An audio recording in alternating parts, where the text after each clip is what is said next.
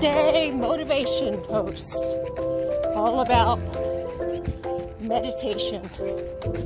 So I started meditating way back in 2002 as a result of my boss instructing me that I was going to get certified to teach yoga. To be honest with you, I was, as the girl with all the energy, I was really not interested in any type of practice that would require me to sit around for extended periods of time. I mean, my DNA is just very energy focused. And those of you who know me know I am very much like that still today. But I went through the training and taught it for years and years, decades. Still teach it today, obviously in a different format because of COVID. But I have to say, I didn't really get the really important message that my mind from this practice through yoga and instructing yoga was teaching me at the time.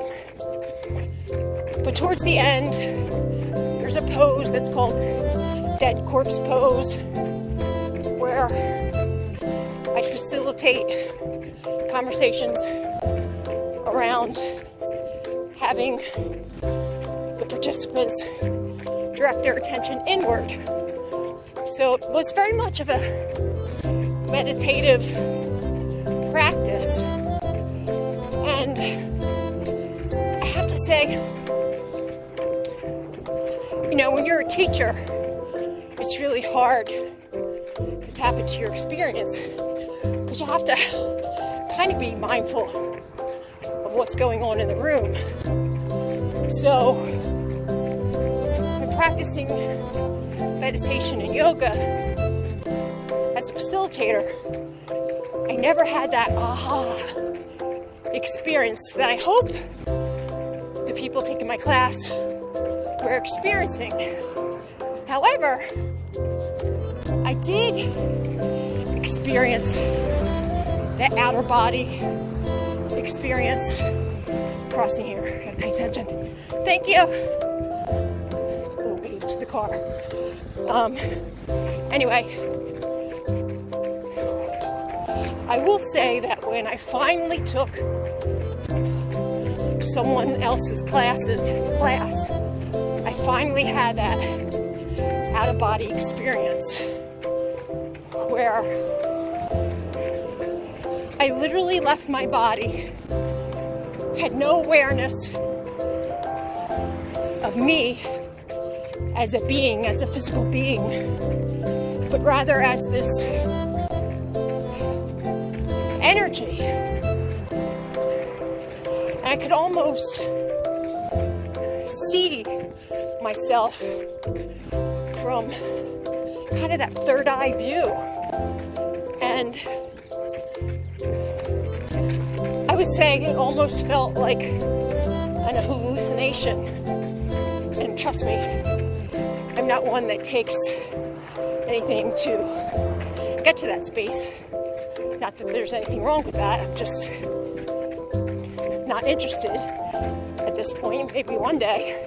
But anyway, it was such a cleansing moment for me as I visualized this yellow beam surrounding my heart, slowly expanding over my body, encompassing my body, and then kind of like waves, it just moved onto the floor, out into the space, out of the room, and out into the universe. And that really changed my perspective of meditation. And since that experience, which was about 10 years ago, that's where I really started to use mindfulness in my life as a way to do an internal and external scan of my energy, my body, my mind, my soul, and listen to the messages, my mind, my spirit, my physical body. Listen to the messages that were there that I tended to not notice while going through my day-to-day responsibilities. So that's why I see mindfulness really helpful if you haven't tried it. So what you want to do, there's a bench up here. I'm going to sit down with you. Oh, talk about timing. So what you kind of want to do, excuse my breathing, is just sit and be without doing. Pay attention to your breathing. Right now, I can tell that challenging my body in 90-degree weather. But if you're trying this with me, if you start to focus on different areas of your life, say your personal relationships, kind of listen to your heart's mind. Is there a relationship that needs nurturing, that you're avoiding, or that's causing some chronic stress in your life? And maybe you have to make a decision and a leap of faith to change something in regards to that relationship. This is where mindfulness can help you. Just think about that for a minute. Or maybe your physical body. How you've been trying really hard to eat a little more mindfully, more helpful food choices, instead of making excuses to go for the sugar and processed foods or the alcohol. Just give yourself some grace and some compassion when you're thinking about this. It could be emotional if you're really trying hard to make a change there and you're struggling. Mindfulness can help you look at it, examine, and think about what are the obstacles in your way. Maybe having those food sources or alcohol in your house. Maybe think about removing some of it. Just pick something and then replace that habit with just sitting with yourself for a couple minutes, 5-10 minutes, and then think, do I really want that? Probably in 10 minutes that decision might change. This is how mindfulness can help you. Maybe you're in a job and you're just not happy and you're putting up with the unhelpful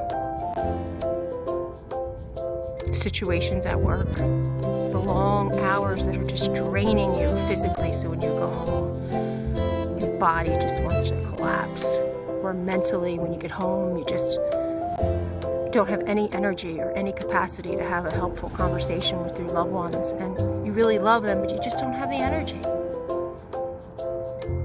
Sitting here thinking about that. Maybe take a leap of faith and think about all the other things that you could do with your skill sets. Because everything that you do in one job, you absolutely can transfer those skills into another position. Maybe it doesn't pay as much, but your health is worth it. Your relationships with your family and friends and loved ones you care about, your partner, is worthy of making that change, taking that leap of faith, switching jobs. Or maybe you know, oh man, I've been been shopping a lot. I've been spending a lot of money. Maybe I've been overdrawn on my account or borrowing money from folks. Think about it. Mindfulness can help. Why am I feeling this need to spend money? What's the cause? Guilt? Shame? Feeling guilty that I have to provide for my family in a way that's a little more extreme, or trying to keep up with the Joneses? Like, do we really need to spend money on all these extras? If you're feeling that way, that's okay. But then make a list and think about 2, 3, or 4 things that maybe you can stop spending money on, and then put that in a special space. You can watch it grow, and it can build your confidence and continue helping you think twice on where you're spending your money. Or maybe you've just lost faith in faith itself. You don't believe in a higher power because life has just been friggin' rough. Health issue, tragedy, displacement, loss, starting over again and again and again. Sickness, and then sickness strikes again. I mean, can be mentally crippling.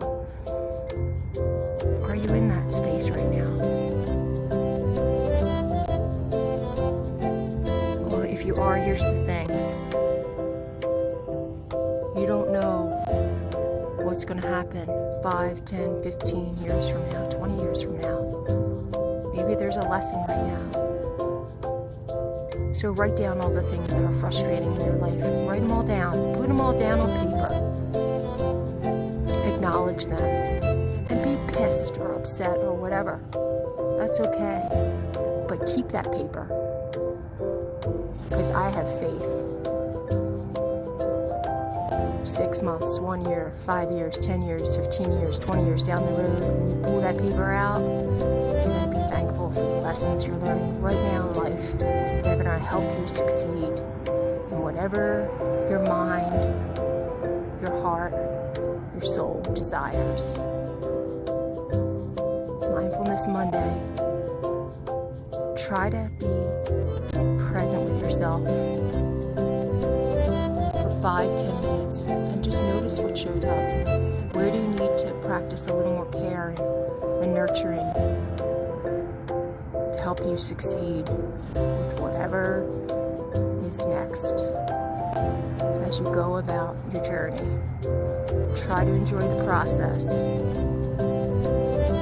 Sit for a moment, be still. Look out on the horizon and notice all the things right where you are that you can be grateful in the moment. And then give thanks, and then get up, and then go for whatever's next. I wish you all the best. Be well. Take care.